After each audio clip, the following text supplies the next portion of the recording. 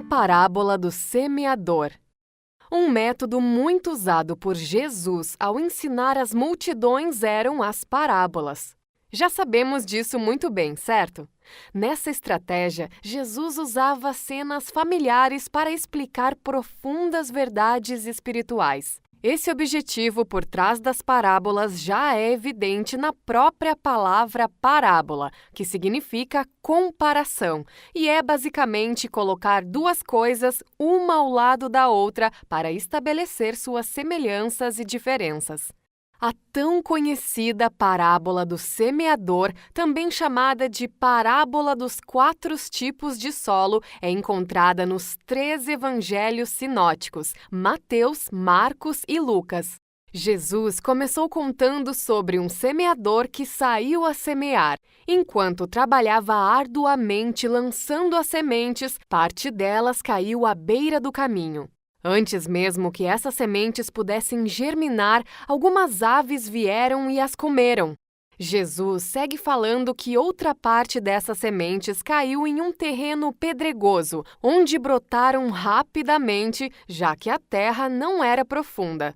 O problema foi que, com a mesma velocidade que brotaram, foram queimadas e secas pelo sol. Em meio às pedras, não havia terra o suficiente para que tais sementes produzissem raízes e, por isso, não resistiram ao calor. Houve ainda outra parte que caiu entre espinhos. O problema aqui não eram alguns intrusos, como as aves à beira do caminho, nem mesmo a falta de terra para que pudessem crescer. Ao que parece, essas sementes germinaram, mas não viveram por muito tempo. Jesus diz que os espinhos cresceram e sufocaram as plantas, mas houve uma parte dessas sementes que caiu em boa terra. E, alegrando aquele semeador diligente, essas que caíram em uma boa terra deram boa colheita. Jesus disse que cresceram a 100, 60 e 30 por 1, simbolizando abundância. Essa parábola deve ser vista como um encorajamento para os agricultores espirituais, aqueles que ensinam, pregam e procuram conduzir outras pessoas ao Senhor. Temos a tendência de, ao ouvir algo assim, pensar primeiramente naqueles que lideram as igrejas.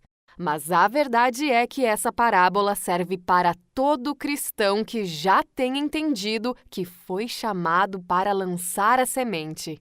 Temos alguns outros pontos para destacarmos nessa parábola. O primeiro é que esse agricultor não era um trabalhador irresponsável. A palavra caiu, repetida tantas vezes, pode nos dar a ideia de falta de atenção, mas a verdade é que Jesus estava narrando um semeador usando um método muito comum naquela época ao semear um grande campo. A semente era semeada manualmente, por isso devemos visualizar o agricultor caminhando pelo campo com uma grande bolsa presa aos ombros. É dessa forma que ele ia lançando punhados de sementes ao solo.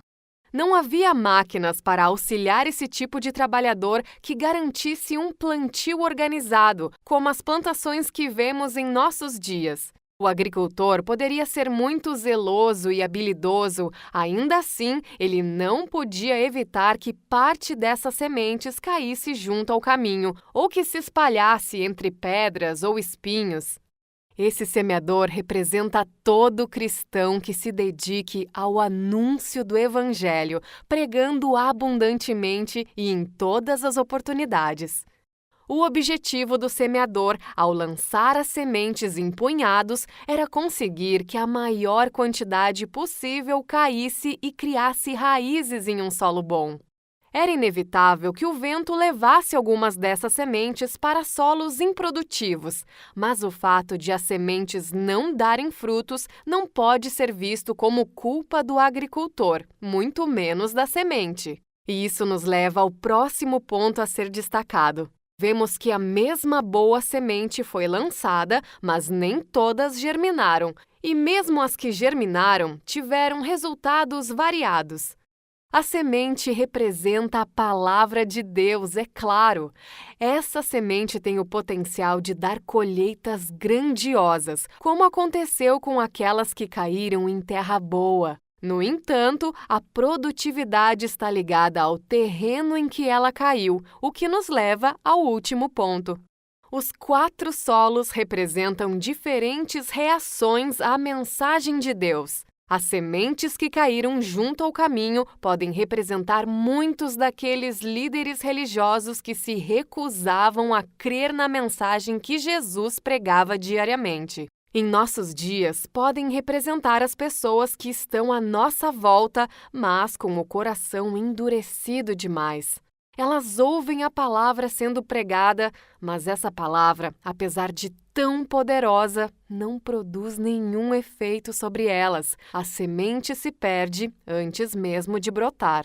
As sementes que caíram nas pedras representam muitos que faziam parte da multidão que seguia a Jesus. Eles ouviam os ensinos do Mestre e até criam na mensagem pregada, mas não faziam nada a respeito dela. Nenhuma mudança acontecia.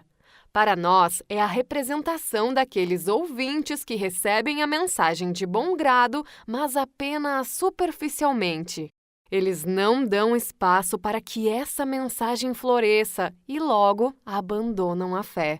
É interessante pensarmos como, no segundo exemplo, as plantas secaram com o sol, algo que, na verdade, é tão natural e até mesmo necessário para o fortalecimento de qualquer planta. O sol pode representar as adversidades da vida, coisas que não podem ser evitadas.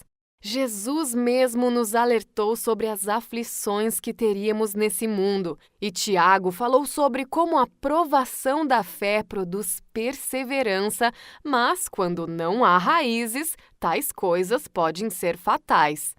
As sementes que caíram entre os espinhos representam aquelas pessoas que se encontram oprimidas pelas preocupações que esse mundo pode trazer, ou seduzidas pelos prazeres e materialismos terrenos. Elas já se encontram cheias demais e não deixam espaço para Deus. Tais preocupações ou prazeres crescem e sufocam toda a mensagem uma vez pregada e recebida. Por fim, as sementes que caíram em boa terra estão em contraste com todos os outros grupos de pessoas. A boa terra fala a respeito daquelas pessoas receptíveis à mensagem e que decidem seguir a Jesus, não importando nem mesmo o custo para isso. A semente apenas surte efeito e é eficaz na vida daqueles que a acolhem e praticam. Isso não significa que não sofreram ataques externos ou internos, mas a boa terra representa aquelas pessoas desejosas de ver essa semente germinar e dar grande colheita. Essas pessoas escolheram se firmar em Deus para guardar o tesouro recebido. Onde você e eu entramos nisso? Como cristãos e servos fiéis que receberam a responsabilidade do ID, devemos semear abundantemente como este semeador. Certamente encontraremos terrenos inférteis, pessoas não receptíveis à mensagem, mas é certo que encontraremos terras férteis também. Como não podemos sondar os corações, algo que apenas o Espírito de Deus pode fazer, devemos focar apenas na nossa parte da missão, sair e semear abundantemente. A instrução de Paulo a Timóteo, seu amado filho na fé, acaba sendo uma instrução para todo crente: pregar em tempo e fora de tempo. Afinal, é somente Deus quem dá o crescimento. Se você gostou do vídeo, não deixe de curtir, se inscrever no canal e ativar as notificações. Nos siga em nossas redes sociais e baixe o aplicativo da Bíblia em seu tablet ou smartphone. Até a próxima!